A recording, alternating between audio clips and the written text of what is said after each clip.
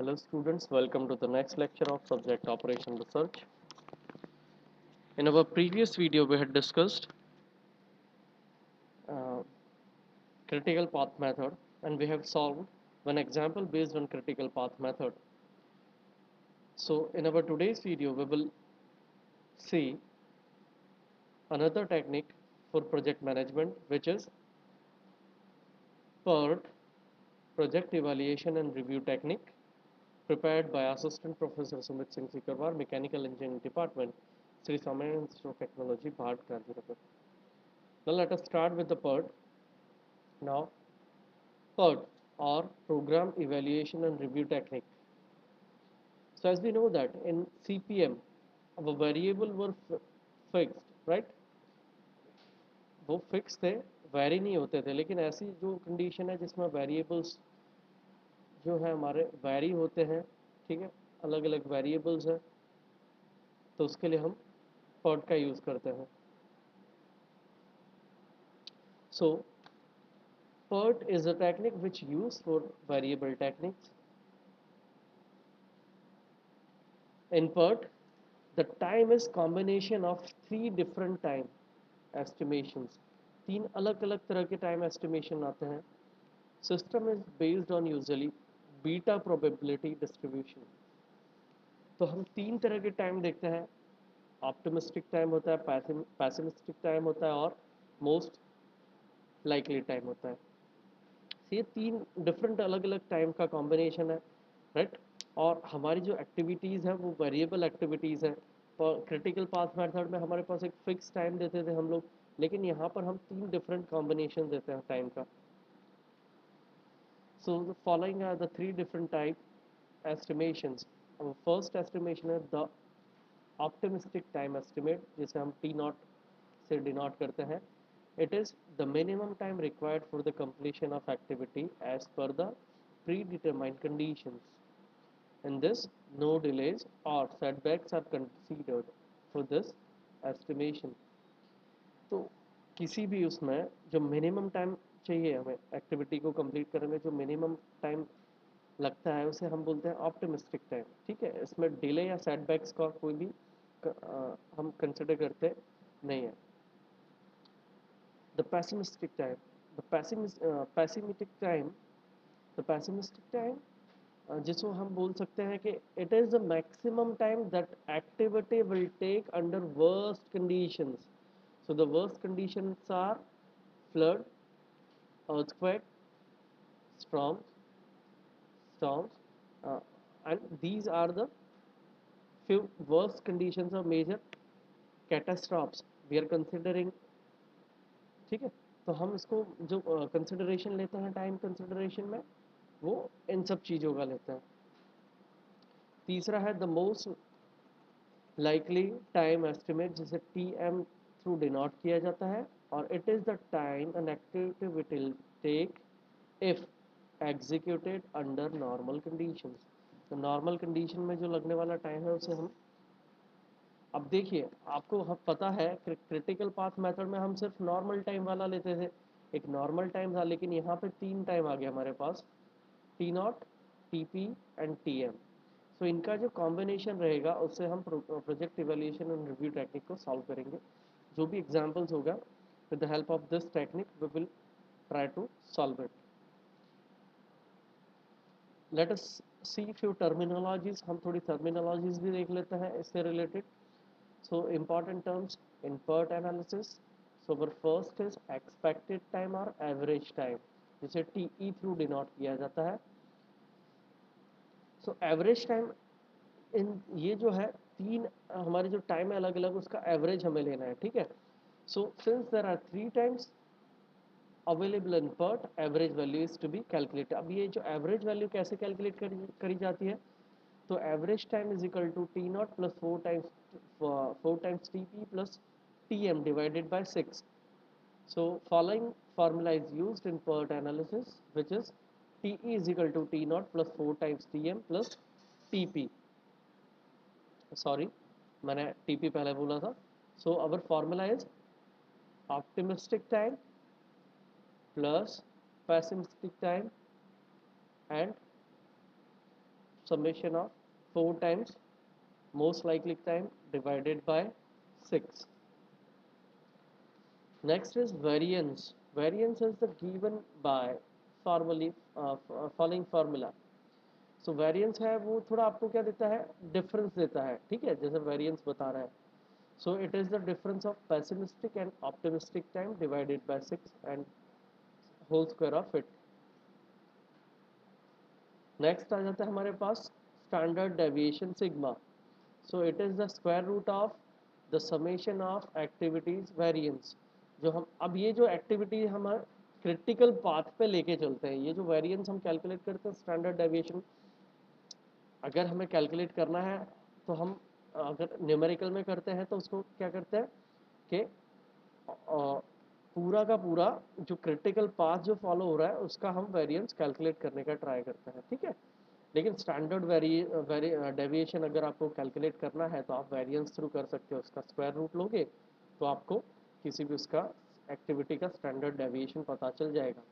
So standard deviation sigma is equal to under root v1 square plus v2 square plus v3 square plus so on. Next is probability of completion of project within some time, right. So ये हम कैसे calculate करते हैं, तो हम दो चीज़ का difference लेते हैं और डिवाइड करते हैं सिग्मा से. So it is calculated in order to estimate that how many percentage are the chances of completion of time in certain time. So कितने टाइम में किसी प्रोजेक्ट को हम कंप्लीट कर सकते हैं, उसका परसेंटेज क्या है वो कैलकुलेट करने के लिए हम probability of completion project calculate. z is equal to होता है हमारा time minus critical time divided by sigma. ये जो टाइम है वो हमारे दिया हुआ टाइम है कि भाई हमें 22 दिन में पूरा करना है, 22 वीक में पूरा करना है. फिर उसका क्रिटिकल पाथ का जो टाइम है वो कैलकुलेट करेंगे और with the help of variance we will calculate the sigma for that critical path. चलिए अब हम एक न्यूमेरिकल देखते हैं. A small project is composed of 7 activities. 7 activities हमें दिए whose time estimates are listed in table below. Activities are identified by their beginning and ending node numbers.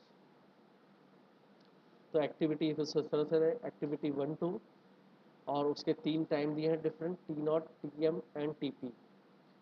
Activity 1 3 1 4 2 5 3 5 4 to 5 4 to 6, activity 5 to 6.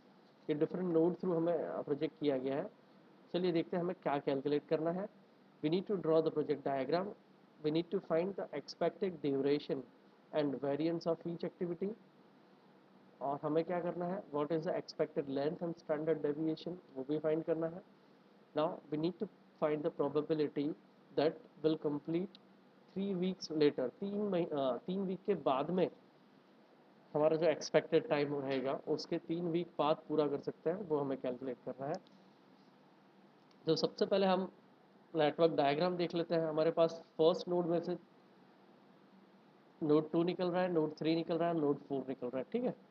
तो हम सबसे पहले जो करने वाले हैं वो है हमारा नोड 1 से 2 हमने ड्रॉ किया, नोड 1 से 3 हमने ड्रॉ किया और नोड 1 से हमने 4 ड्रॉ किया, ठीक है. फिर हमारी जो भी डिफरेंट एक्टिविटीज़ है हमें क्या करना है, 2 to 5 जाना है, हम 5 पे गए. फिर 3 to 5 जाना है हमें. फिर हमें 4 to 6 जाना है और 5 to 6 जाना है. अब चलिए सबसे पहले हम इसके लिए फॉरवर्ड पास मेथड और बैकवर्ड पास. फॉरवर्ड पास मेथड हमको 1 से स्टार्ट करते हैं, वो हमें EST है ना, कल हमने बात की थी, जो हमारे लास्ट लेक्चर में बात की थी. TE मतलब अर्लीस्ट टाइम या फिर EST की वैल्यू देता है. तो चलिए EST कैलकुलेट कर लेते हैं हम, कैसे करेंगे. सो फर्स्ट नोड पे हमारी कोई एक्टिविटी नहीं है, हम यहाँ से स्टार्ट ही कर रहे हैं तो ये हमारे 0 हो जाएगा. अब 1 से 2 जाने के लिए आपको कितना टाइम लगता है, 2 दिन का टाइम लग रहा है. आपने 2 दिन का टाइम लिया है तो TE2 जब आप कैलकुलेट करोगे तो क्या लिखोगे, TE1 प्लस 2 डेज, तो आपको मिल जाएगा 2. फिर 1 से 3 जाने के लिए आप कितने 4 डेज ले रहे हो और दूसरी कोई एक्टिविटी है नहीं जहाँ से 3 पे आया जा सकता है. सो TE1 प्लस 4 डेज करोगे तो आपको मिल जाएगा 4। ठीक है, फिर आप 1 to 4 जा रहे हो, 1 to 4 जाओगे, नंबर ऑफ डेज है 3, TE1 आपका 0 है। ठीक है, प्लस 3 करोगे तो आपको TE4 मिल जाएगा 3। अब देखिए पॉइंट नंबर 5 पर आने के लिए, नोड नंबर 5 पर आने के लिए हमारे पास दो है पॉसिबिलिटीज़ है, या तो हम 2 से 6 पे जाते हैं या फिर हम 3 से 5 पे जाते हैं। ठीक है, तो हम अगर 2 से 5 पे जाते हैं तो हमारे नंबर ऑफ डेज है 1। ठीक है, तो हमारी वैल्यू क्या हो जाएगी, TE2 plus 1 is equal to 5। ठीक है ना, हमारे पास जो वैल्यू हो जाएगी वो हो जाएगी 5 डेज हो जाएगा। ठीक है, लेकिन अगर आप 3 से 5 पे जाते हो तो 6 है, तो 6 TE3 4 plus 6 is equal to हो जाता है 10। हमें वैल्यू कौन सी लेनी है, फॉरवर्ड पास के लिए हमें मैक्सिमम वैल्यू लेनी है, तो हमारा 10 वैल्यू हम लेंगे। तो हम पाथ कौन सा सिलेक्ट करेंगे, 3 to 6। तो हमने 10 लिख दिया। अब 4 to 6 और 5 to 6, मतलब 6 पे जाने के लिए भी दो पाथ है हमारे पास, या तो हम 5 से 6 पे जाएंगे या फिर 3 से 6 पे जाएंगे। अब देख लेते हैं ज़रा, 4 to 6 जाने के लिए, 5 to 6 जाने के लिए हमें पास 7 डेज है, और 4 to 6 जाने के लिए पास हमारे पास 5 डेज है। अब आप ऐड करोगे तो TE4 मतलब 3 प्लस 5 8 होता है, और यहाँ पे TE5 प्लस 7 वो कितना हो जाता है, 17 हुआ। तो हम क्या सिलेक्ट करेंगे, मैक्सिमम वैल्यू 17 सिलेक्ट करेंगे। अब हमारा TE जो है 6 वो किसके बराबर होगा, TL लेटेस्ट वैल्यू की फर्स्ट वैल्यू के बराबर, तो हम उसे 17 ले लेंगे। अब हम यहाँ से बैकवर्ड पास स्टार्ट करेंगे। देखिए अब 6 से 5 पे जाने के लिए एक ही रास्ता है, 7 डेज माइनस करना है आपको, तो क्या हो जाएगा, 17 minus 7 is equal to 10। 6 to 4 जाने के लिए सिर्फ एक ही रास्ता है, करोगे आप तो आ जाएगा आपका answer 17 minus 5 is equal to 12। अब देखिए 5 से 3 पे आने के लिए आपके पास एक ही रास्ता है, सो 10 माइनस 6 इज इक्वल टू 4 मिल जाएगा। इसी तरह से 2 से 5 पे आने के लिए आपके पास एक ही रास्ता है, सो आप 10 माइनस ये सेकंड वैल्यू 10 माइनस 1 करोगे तो आपको मिल जाएगा 9। अब देखिए 1 पे आने के लिए आपके पास तीन रास्ते हैं, या तो आप 2 से 1 पे जा रहे हो, 3 से 1 पे जा रहे हो, या फिर 4 से 1 पे जा रहे हो। ठीक है, अब देखिए आप 3 से 1 पे जा रहे हो तो क्या करोगे आप, 3 से 1 पे जाओगे तो 4 माइनस 4 इज इक्वल टू आपको मिलेगा 0। आप 2 से 1 पे जाओगे तो 9 माइनस 2 इज इक्वल टू आपको मिल जाएगा 7, और 4 से आप 1 पे जाओगे तो 12 माइनस 3 इज इक्वल टू 9 मिलेगा। अब हमें पता है बैकवर्ड पास में हम क्या लेते हैं, मिनिमम वैल्यू लेते हैं। सो मिनिमम वैल्यू क्या हो जाएगी आपकी यहाँ पर, 0, तो आप लोगे 0। ठीक है, सो इस तरह से आप नेटवर्क डायग्राम ड्रॉ कर लोगे। अब जहाँ पे आपको सेम वैल्यूज़ मिल रही हैं, मतलब जहाँ पे EST और LST की वैल्यू और EFT एंड LFT की वैल्यू सेम है, और स्टैंडर्ड डेविएशन का डिफरेंस हमें सेम मिलता है। ठीक है, जो हमारा डिफरेंस मिल रहा है वो हमें सेम मिल रहा है, तो वो हम क्या करेंगे, critical path as a critical path select करेंगे। तो आप 1 2 3 सेम वैल्यूज़ हैं, 4 4, फिर आप 10 10, तो 3 to 6 जाओगे, 3 to 5 जाओगे सॉरी, और लास्ट में 17 है, तो आप 5 से कहाँ आओगे, 6 पे आओगे। सो ये जो आपका रेड पाथ इंडिकेट किया है वो है आपका क्रिटिकल पाथ, 1 3 5 एंड 6।